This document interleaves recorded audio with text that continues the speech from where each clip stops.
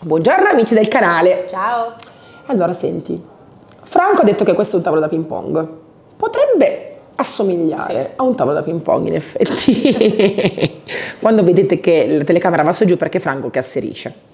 Allora, è il tavolo di Giorgia, della nostra amica, e ci ha chiesto di renderlo, diciamo, un pochettino più chic, perché cambierà posizione nella sua casa, non andrà più per, diciamo, nella zona giochi dei bambini, ma andrà in un altro posto per mangiarci e fare altro. Quindi, ci ha dato istruzioni molto precise, vorrebbe quella carta da parati anche perché viene riportata in altri punti della casa, è una carta parati bellissima della linea Colenson, e come si chiama? Si chiama Sweet Pea. Sweet Pea, ed è, diciamo, fa parte della collezione Colenson da tanti anni, Sì, è proprio una, fa parte di questa collezione veramente, sarà più di 20 anni che la ripropongono, ma è sempre molto molto bella ed attuale. Punto primo, carta da parati sulla parte superiore. Noi fermeremo la carta da parati con questo bellissimo fregio perché questo angolo vivo, questo bordo vivo non mi piace e lo voglio comunque proteggere. Sì. Quindi un bel cartone voodoo band, è abbastanza moderno e riprende anche, diciamo, il disegno del gambo del fiore. Si chiama VUB TR 719, secondo me sarà perfetto. E la base la vuole Pepper Blue, quindi oggi non posso dar sfogo alla fantasia mia, ma sfogo alla fantasia sua, perché Giorgia l'ha scelto così. Quindi vi faccio vedere come modificare un mobile, un tavolo del genere, estremamente moderno, lineare e anche un po', diciamo, fuorviante per la casa, a un pezzo di design. Partiamo? Partiamo.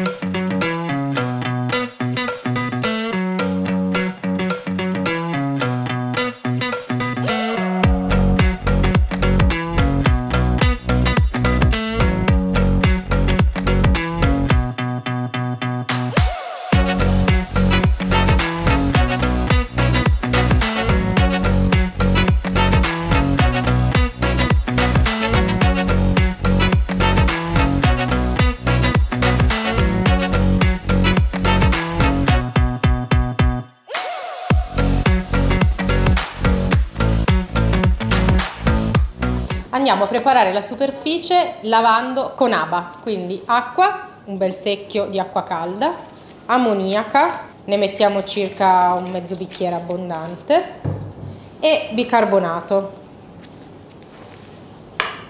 Anche qui ne metto circa 4-5 cucchiai, un po' ad occhio. Una bella spugna.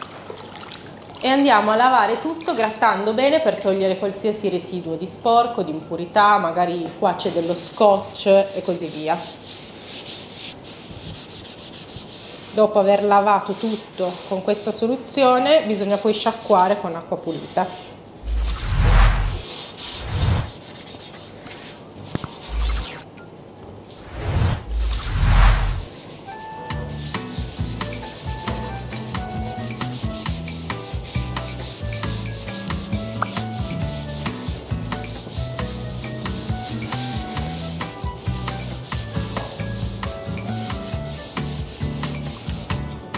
Brava, mi hai fatto molto bene Aba. Grazie. Su questa superficie Aba è importantissima perché ci troviamo di fronte a legno sotto, gambe in metallo e superficie plastificata. Quindi, come potete capire, andare con un solo prodotto su tutte queste superfici non è assolutamente una cosa scontata. Si riesce, sì, benissimo, terrà anni, l'importante è che ci sia una buona preparazione della base. E mi ha fatto molto bene Aba, ha sciacquato, abbiamo asciugato molto bene e adesso partiamo col colore. Ovviamente, colore puro. Quando si va su metallo, ceramica, plastica, quindi materiali molto lucidi, è importantissimo dare a Magic la possibilità di catalizzare, aggrappare al 100%. Quindi per gli scettici Magic Paint aggrappa su tutto, siamo gli unici a non produrre l'aggrappante in Italia e fuori, gli unici. Quindi questo vuol dire che la garanzia c'è da parte nostra, ma voi dovete rispettare le linee guida, che non vuol dire fare Aba così tanto per, vuol dire rispettare le linee guida. Non si colora se la superficie non è super asciutta, non si colora al freddo, si colora con una temperatura stabile, non si colora al sole, al vento, devono esserci tutte le predisposizioni per fare un lavoro fatto bene. E soprattutto ora si stende la vernice pura. Noi useremo vernice pura in prima mano e anche in seconda mano. Non è obbligatorio diluire sempre. Questo tavolo dal bordo, anche se è ancora ben incollato, ha fatto entrare dell'acqua perché probabilmente è rimasto in un punto dove dell'acqua è entrata e quindi il legno sotto è molto brutto. Noi faremo sì che sia perfetto perché coloriamo sia le zampe che la parte lignea, ok? Coloriamo tutto quello che si vede al contrario. Pennello King, che è un bel pennello con un serbatoio enorme e va a intrappolare una buona percentuale di vernice. Vuol dire che si fa meno fatica, si riesce a coprire bene questa superficie, ma soprattutto si renderà questo ferro quasi ligneo grazie alla sua vellutata stesura. Ora vi faccio vedere. L'ABC per fare una buona stesura con un pennello come questo è caricare il pennello. Si carica il pennello facendo questo movimento. Dopodiché non si fa questo. Cosa che vedo fare sempre, sempre. Lo vedete? Così è secco, è asciutto. Mi avete svuotato il serbatoio. Ecco, non si fa questa cosa. Si fa questo, quindi si carica bene il pennello utilizzando il suo serbatoio e caricando bene all'interno la vernice e si accarezza sul bordo. Questo è il pennello che voi dovete avere. Un pennello che riesce a stendere bene il colore su tutte le superfici, sia quelle lucide che quelle più grezze, con una buona percentuale di colore. Il colore non va tirato, va steso, si usa il pennello bene, partendo dalla ghiera. Scusate se mi dilungo nelle precisazioni, ma se volete una stesura da professionisti dovete iniziare ad attuare le regole dei professionisti. Partiamo.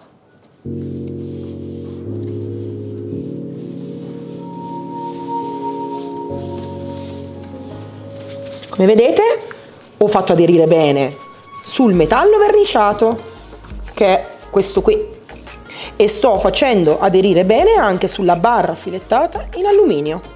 Quindi abbiamo due tipi differenti di metallo, ma come vedete la pittura attacca bene e sicuramente non basterà una mano, ma con la seconda sarà perfetto.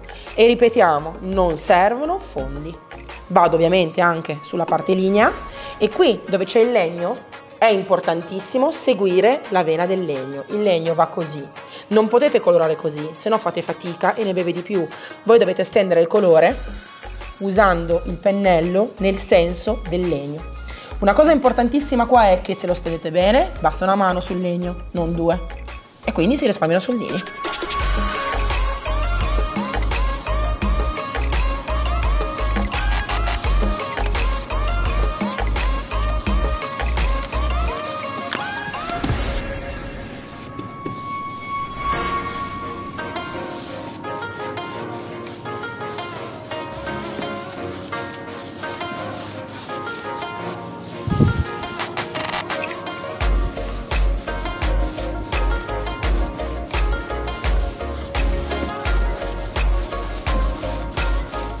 La superficie è bella asciutta. Sì. Però anche se abbiamo aspettato il tempo giusto, siamo pur sempre tra marzo-aprile e quindi la temperatura non è come quella secca, calda di luglio. Abbiamo quindi accelerato un pochettino l'asciugatura con il phon. Ovviamente andando con il phon sul ferro la temperatura è arrivata subito a essere molto calda e praticamente la vernice è asciuttissima. Quindi mi raccomando, ricordate sempre che su superfici lisce, lucide, plastica, ferro è il caso di scaldare bene, soprattutto quando si è in temperature come queste che possono essere leggermente umide, anche perché oggi fuori piove. Sì. La seconda mano la diamo con un altro pennello che fa una bella pennellata materica, però se vuoi, perché se vuoi la fa materica con vernice pura, se noi dovessimo invece usare tipo su legno la vernice diluita non fa più la pennellata materica. Adesso usiamo di nuovo la pennellata materica con vernice pura e diamo la seconda mano che andrà in copertura totale su tutta la struttura. Noi siamo argute, siccome questo tavolo pesa, facciamo che far asciugare bene anche la seconda mano e poi facciamo già quedare il nostro protettivo, perché almeno ci risparmiamo la fatica di doverlo girare sulle sue zampe una seconda volta. Quindi colore e protezione.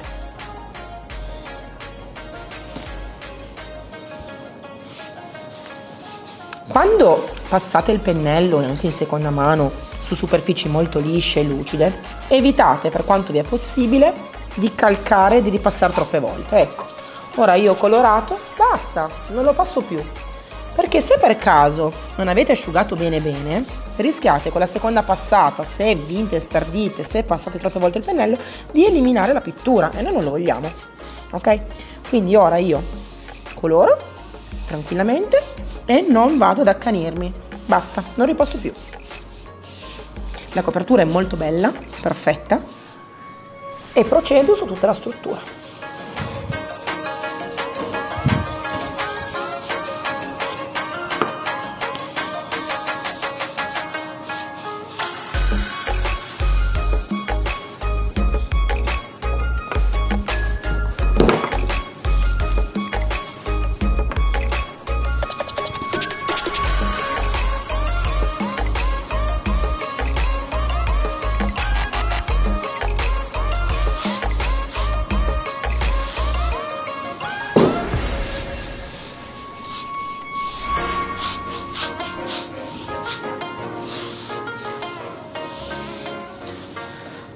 arrivato il momento di passare il protettivo. Come vi dicevo prima, lo passiamo ora che il tavolo è a gamba all'aria, anche se bisogna ancora fare praticamente tutta la parte più bella.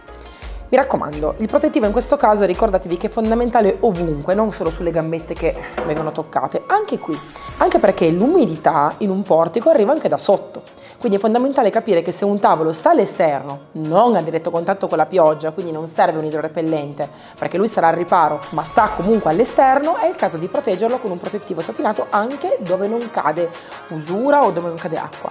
Quindi mi raccomando, pennello morbido, Elizabeth, protettivo satinato diluito, abbiamo diluito circa di un 30%, un po' di più del solito, ma questo perché abbiamo molta parte linea e vogliamo che scivoli il pennello. Daremo sicuramente 2 mani di protettivo, sia sulla parte linea che sulla parte in alluminio che sulla parte in ferro, dappertutto. Pennello Elizabeth perché è un bel pennello morbido e lo stendiamo ovunque. Un pennello morbido che aiuta la stesura del prodotto.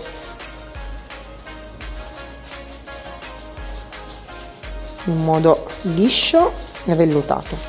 E siccome in questo punto ho viti o diversi tipi di materiali contrastanti, con un pennello come l'Elizabeth che è un pochettino più spesso rispetto agli altri pennelli che utilizziamo per la stesura del protettivo, mi faciliterà sicuramente tantissimo il lavoro.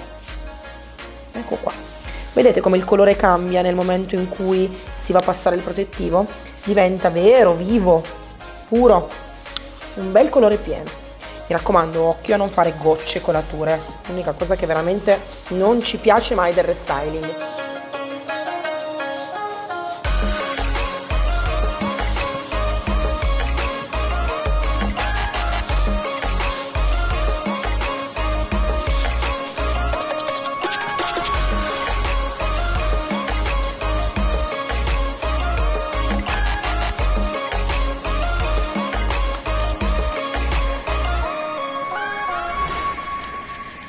E una cosa fondamentale per avere una bella stesura, lisciare, togliere tutti i segni che potrebbe lasciare il pennello.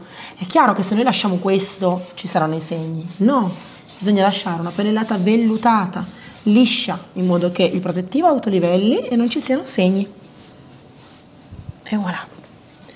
Abbiamo già tagliato le 3 strisce di carta precise per il tavolo. 3 perché? Perché la metratura di questo tavolo in larghezza purtroppo non ci consentiva il fatto di mettere solo 2 mandate di carta. Vero? Questo è 52-50 centimetri di larghezza al rotolo e invece questo tavolo è 1,10 m, 1,20 m più o meno. Quindi abbiamo dovuto fare 3 riposizionamenti. Quindi siamo riusciti a fare la metà e presentare una prima striscia centrale e poi fare le altre 2 ai lati. Esatto. A me questa cosa piace anche perché mettere una carta da parati su un tavolo, che poi verrà protetto con un vetro temperato, certo, però deve comunque sempre essere bella anche la finitura sui bordi, ci porta un po' a dover fare la pieghina e andare sul bordino. Quindi ci aiuta il fatto che siano, no, 2 riposizionamenti. Ora, passo passo, non perdete, così capite anche voi come fare. Tagliata la striscia, ora la spostiamo e metteremo la colla. La colla la mettiamo su tutto il tavolo, una colla comunque apposita per carta da parati in carta e non ho problemi perché si asciugherà lentamente. Esatto. Usiamo questa di Saratoga. Solitamente i tappezzieri fanno tanta colla perché sono abituati a metterla sulle pareti e quindi vanno avanti a pesi e misure molto elevate. Noi dobbiamo produrne poca perché ci basterà solamente per questo tavolo, quindi creeremo pochissima colla giusto per non sprecare. Per farvi capire, un pacchettino del genere può durarvi veramente per tantissimi restyling se non fate pareti. Quindi mettiamo l'acqua in una ciotola, andiamo un po' a sentimento, però in realtà per 9 litri se ne mettono 10 grammi? Su 10 litri loro dicono di mettere l'intera scatola che sono 200 grammi. Capite? Quindi tutta questa litri. Confezione appunto va per 10 litri, quindi ci fate altro che una camera intera, tutte le pareti. Esatto, quindi a noi ne basterà poca. Esatto, indicativamente mettiamo che la ciotola sia circa 250 grammi, può essere. Sì. Ci vorranno 5 grammi di polvere. Pochissimo. Quindi non grammiamo però noi, no, perché non vogliamo darvi la paura, l'impressione che sia difficile, perché non lo è. Ok. Io vado a girare direttamente col pennello. Vuoi il cucchiaino? No, la metto a polverino. A polverino, sì. Poca per volta perché poi fa i grumi. Quindi ne metto un po' e inizio a scioglierla. Vi sembrerà liquida, ma col tempo tira e diventa gellosa. Ecco, prendetevi il tempo per fare questa procedura, perché è importante non fare grumi, ok? Su una superficie lucida e liscia come questa, comunque la carta da parati attaccherà bene, però bisogna avere una bella colla liscia senza grumi. Quindi se vi scappa può essere che faccia poi i grumi. Ecco, se dovesse fare i grumi non si botte via tutto, o si frulla oppure si può passare con un colino. Assolutamente. Un colino, quelli con la magliettina di plastica molto fine che si usano in cucina da pochi centesimi. E mi ha fatto una colla perfetta, non c'è neanche un grumo, e la stende su tutta la superficie. Usa questo bel pennello che si chiama Maggie perché è largo, liscio e vellutato, vero? Sì. Bisogna forse cercare però di essere attenti e di non lasciare degli accumuli, bisogna essere il più possibile vellutati. Poi è vero che schiacciamo con la spatola e lo stendiamo benissimo, però meno avvalli ci sono e meglio è. Bisogna dare, come diceva Eli, anche uno strato omogeneo, non troppo tirato. È vero che questa è una superficie lucida, quindi non assorbe la colla, però non bisogna abbondare.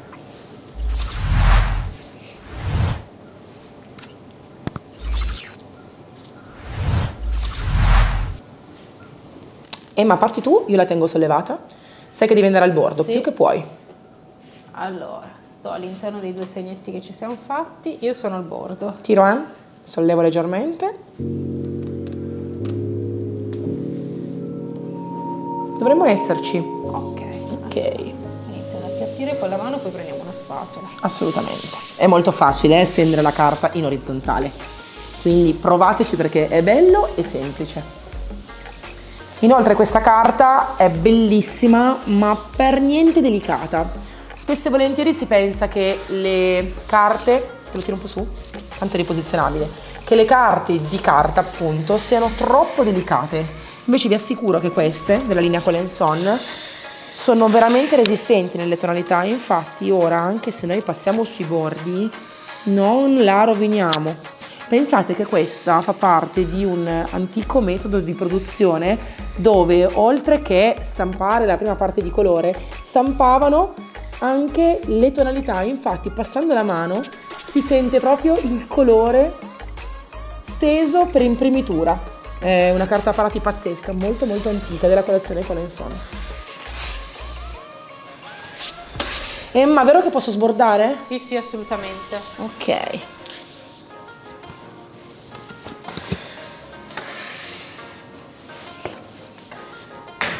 Ora ci occupiamo di controllare bene che non ci siano bolle da nessuna parte, controlliamo che sia sottile e perfetta e facciamo aderire anche sui bordini, in modo che anche i bordini siano belli belli adesivi con la carta.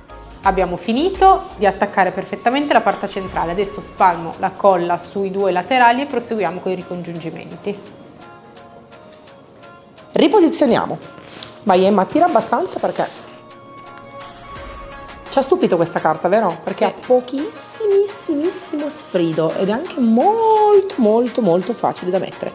Allora io ti direi che se tiri un millimetrino ci siamo. Come sei messa? Io qua sono precisa in realtà. Sei precisa? Sì. Allora avviciniamola il più possibile. Ok. Cerchiamo assolutamente di non creare ovviamente spazi. Sono molto tranquilla perché questa carta è veramente resistente e la colla è pazzesca. Siamo quasi a posto. Controlliamo bene e poi facciamo gli angoli. Dopo aver piegato gli angoli vado a rifilare con un cutter molto affilato, seguendo il bordo del tavolo. Noi poi qui metteremo un fregio, quindi verrà completamente coperto il tutto, però più si precisi meglio è. E questa striscia si tiene assolutamente perché potrebbe essere perfetta per fodderare dei cassetti o per fare proprio dei frontalini di un cassetto, perché no?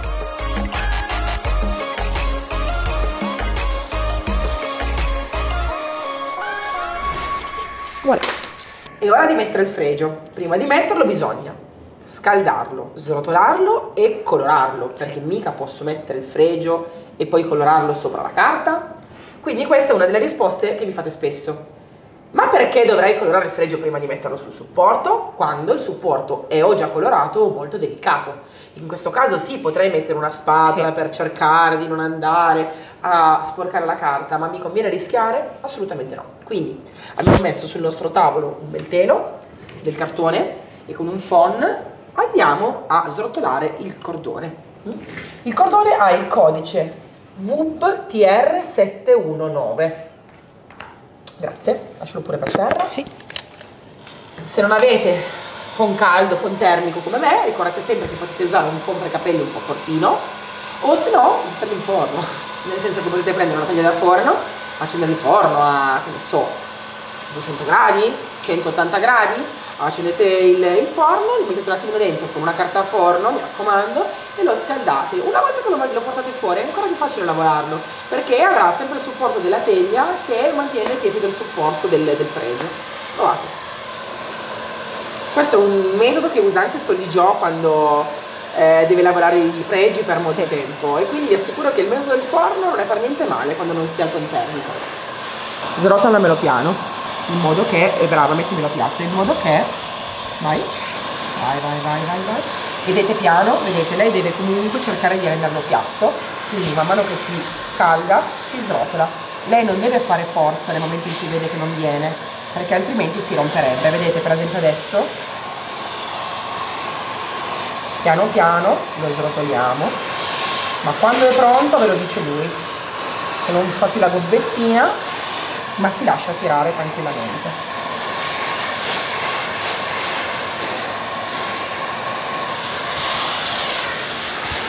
Come vedete lui è bello srotolato e si è appiattito, così adesso io posso colorarlo senza nessun tipo di problemi. Step successivo, colla per legno, pennellino, un pochettino di acqua e qualche chiodino, perché su una superficie così lunga io qualche chiodino lo metto, vi faccio vedere come. Prima prendiamo il colore scelto, che è di nuovo il pepper blu, quindi useremo per il cordone lo stesso colore che abbiamo utilizzato per le gambe. Usate un pennello a punta che vi viene ancora meglio la stesura dentro il fregio, oppure un pennello da 30, e lo coloriamo. Come vedete una passata è già più che sufficiente, mi raccomando con colore puro. Questo passaggio di unire al restyling un bel fregio che andrà a bloccare la carta d'apparati sarà una bella finitura che renderà molto speciale il tavolo, ma soprattutto andrà a preservare per tanti anni dall'usura la carta. Sono bellissime le carte messe sui tavoli, sui mobili, dentro gli ascensori, ma se non hanno un blocco che vada a rifinire gli angoli, il bordo, spesso poi o si alza o si spellicola. Insomma, la carta d'apparati durerà sicuramente meno. Ricordate sempre che per far durare la carta va rifinita anche negli angoli.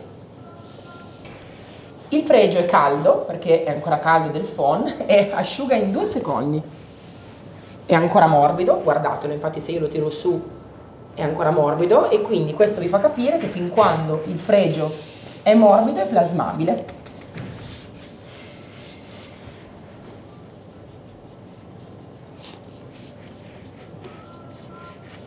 Ecco qua, con questo pennello è stato facilissimo, perché andando bene dentro le onde del fregio io ho finito in 2 secondi. Controlliamo bene i bordi e poi proseguiamo, li facciamo tutti quanti prima. Ok. È ora di fare la parte frontale e insegnarvi come. Noi abbiamo già fatto i 2 lati più piccoli e il lato dietro. Perché? Perché prima di farlo vedere a voi, vogliamo provare a farlo noi. Ed è la sincerità paga sempre. Esatto. Questo perché? Perché ogni fregio, dallo spessore, cambia ovviamente, e ogni fregio è più malleabile, resiste di più alla curvatura perché trattiene di più il calore. A volte ci sono dei fregi cordone che sono molto sottili, si scaldano subito ma si raffreddano subito, si possono rompere un po' più facilmente. Quindi prima di farvi vedere come si fa ho voluto testare io. Abbiamo già fatto i 2 laterali e abbiamo anche tagliato il bordino a 45 gradi, come se fosse un'incudine. Dopo vedrete come si fa a ritoccare perfettamente senza far sì che si noti il dislivello. Un'accortezza, sempre perché abbiamo provato noi, abbiamo visto com'è fare il lavoro prima, abbiamo dipinto anche la parte sotto del fregio, perché anche se il bordo del tavolo è perfettamente uguale all'altezza del fregio, potrebbe essere, facendo la mano, non siamo delle macchine, che vada leggermente su di un millimetrino e si possa intravedere la parte scura marrone del fregio, quindi colorandola non si noterà. Ora, tutte le volte che voi dovete tagliare un fregio, anche per scolpire, ricordatevi sempre che è meglio scaldarlo. In questo modo non farete fatica, anche perché all'interno delle colle e questa cosa viene agevolata. Io dovrò fare l'angolo a incudine, che non sarà perfetto. Prima farò aderire tutto il fregio, poi andrò a fare i miei ritocchi col calore, con la spugna abrasiva e con i vari dettagli per far sì che sia perfetto. Ma iniziamo a dare una forma primaria al bordo. Emma scalda, e scalda sia la parte frontale, come vedete, che la parte retrostante.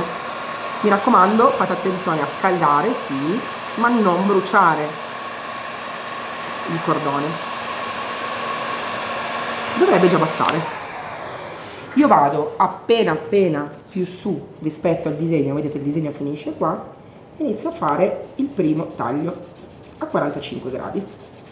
Non sarà ovviamente precisissimo, ma non vi preoccupate, perché tanto una volta che noi dopo lo applichiamo con la colla e i chiodi, si andrà a rifinire e verrà benissimo, precisissimo. Vedete come è tagliato? Ora scaldiamo tutto il cordone nella sua lunghezza,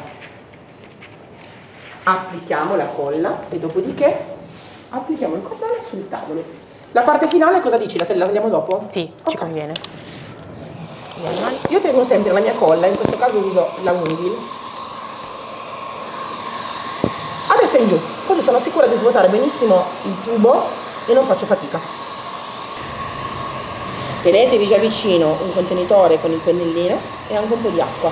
Sappiate che avendo appunto il phon che scalda e il fregio caldo, la colla asciuga molto in fretta.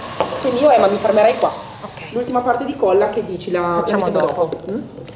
Dov'è il bicchierino anche con l'acqua? È qua. Ok, allora io inizio a allargare leggermente la colla sopra il fregio in modo che sia più larga l'adesione, così.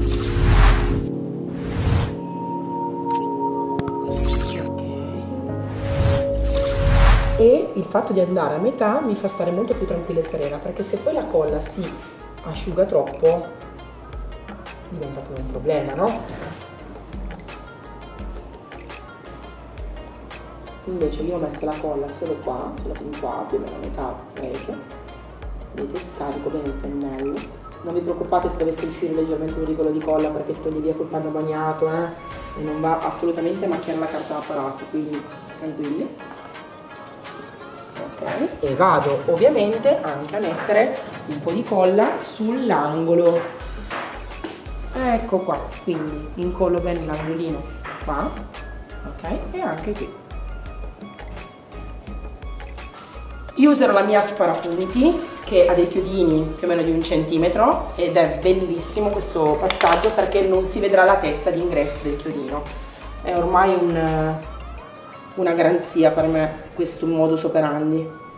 Mi raccomando, qua dovete essere, oltre che stra precisi, vedete, schiacciare, essere precisi, non superare il bordo del tavolo. Ma siamo troppo in su qua.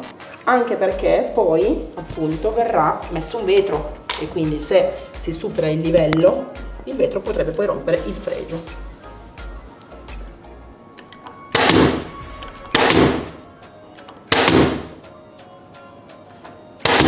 Come notate non c'è nessuna testa esterna del chiodo e dopo io andrò con un pennellino in pepper blu, ritocco e non si vede assolutamente che ho messo il fregio. Mi aiuto per non andare sopra il bordo del tavolo con questo attrezzino. Se non ce l'avete prendete la mano e mi raccomando non superate.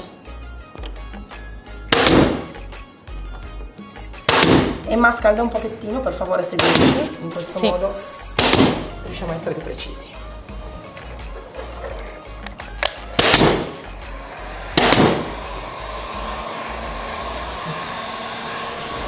Benissimo. Il fregio appunto trattiene il calore per un po' di tempo, però dopodiché lo rilascia e nel momento in cui lo rilascia torna a essere duro. Quindi bisogna sempre ricordarsi che bisogna essere sì precisi, però non bisogna mai dimenticarsi che il fregio per essere bello deve aderire al 100% al supporto. Deve essere proprio perfetto. Se si vede la scanalatura dell'adesione a me non piace. Questo è il primo angolo, quello di sinistra. Carta vetro, spugna meglio, fine. Io subito do una leggera stondatura, anche perché l'angolo è meglio che non sia mai appuntito. Metti caso che tu passi e ti vai a incastrare con la maglia. Seconda cosa, dare la venatura. Quindi andate qua e mi lavorate la scanalatura, in modo che sia bello preciso. Questa cosa la facciamo anche al contrario. Mi vai a lavorare la scanalatura. Ecco qua. due difetti. E anche se ora vi sembra bruttissimo, guardate adesso. Pennellino piccolo piccolo piccolo, un goccino di pepper blu e guardate qua. È perfettamente congiunto.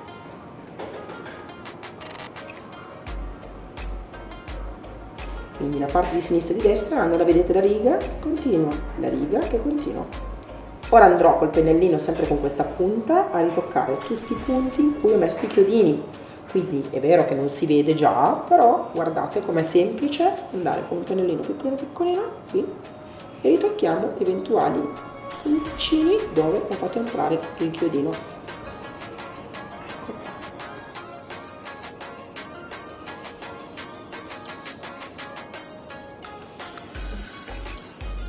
Ora io e Emma, questo pennellino, ritocchiamo tutti i buchi. Controlliamo che sia tutto quanto ben messo, perfetto e preciso, e poi proteggiamo. Ma devo ancora aspettare il vetraio, che adesso il vetro intempera, sì, perché sopra ho fatto fare Giorgia un vetro apposito, ovviamente che il latte sia stondato e temperato perché non si deve rompere, e aspettiamo lui a farvi vedere il mobile finito. A tra poco.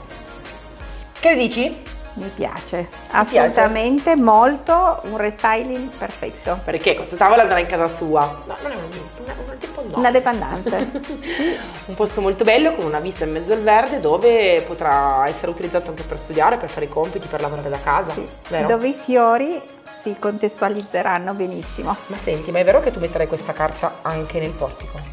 In realtà non proprio questa carta, sempre una carta tua di Collinson, però sarà sempre sul tema dei fiori ma glicine. E io ve la faccio vedere. Proprio questa. In effetti le tonalità sono perfette perché si collegano perfettamente. Sì. Questa è una carta molto bella perché tu non so se lo sai, presumo di sì, è stampata a mano, quindi ci sono diversi passaggi di inchiostro che hanno permesso questa risoluzione anche dei colori, sono colori veri. Io amo questa tridimensionalità e vista in parete su una superficie verticale darà l'idea di un'orangerie. Esatto, ed è molto, molto bella perché spazia anche verso l'alto. Infatti qua vediamo che dietro è come se fosse appesa quasi a una griglia. Queste sono carte da parate eccezionali. Diciamo che sono anche molto belle perché sono collegate a un retaggio molto vintage di carta da parati, vero, retro, e non passano, anzi, viste in una casa nuova, moderna, sono veramente la ciliegina sulla torta. Confermo. Allora senti, noi porteremo questo tavolo tra poco nel tuo portico e spero che ti piacerà. Sono molto contenta. Al prossimo restyling. Ciao ciao. Ciao.